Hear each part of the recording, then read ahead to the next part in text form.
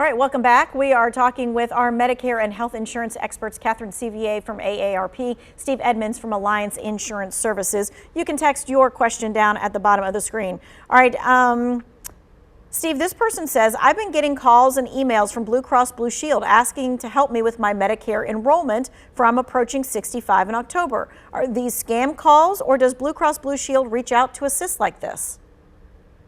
Yeah, more than likely that is legitimate. A lot of times, if you are already insured with Blue Cross Blue Shield, like in an under 65 plan, whether it be an Affordable Care Act plan or whether it be just a standalone plan, and if they've got that information on you that they know when your birth date is, they could be following up just to make sure or offering you their help in getting enrolled in a Medicare plan. So I would bet that that's a legit mailing that you're getting for that, probably. But if they have any kind of question, couldn't they just Google Blue Cross Blue Shield of North Carolina and find their customer service number and call through that way?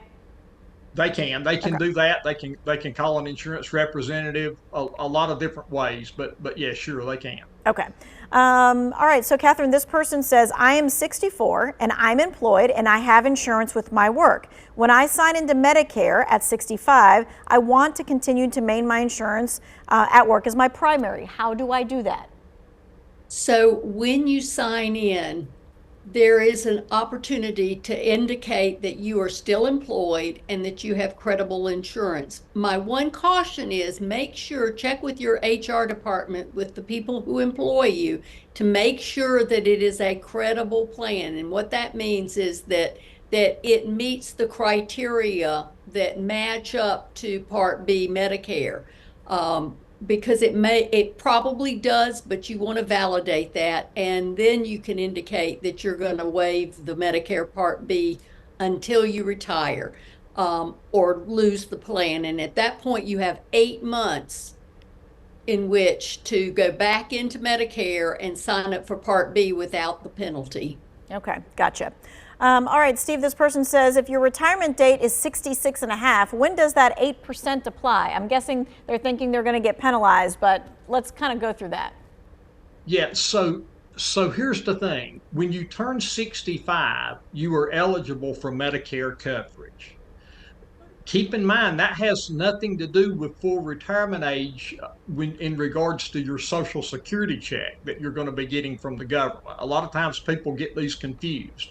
So you always want to sign up for your Medicare coverage at 65, irregardless of when your full retirement age is. You know, some people's 66 and 8 months, some people's going to be 67, and that's going to keep going on up as time goes on. But yeah, sign up for Medicare at 65, irregardless.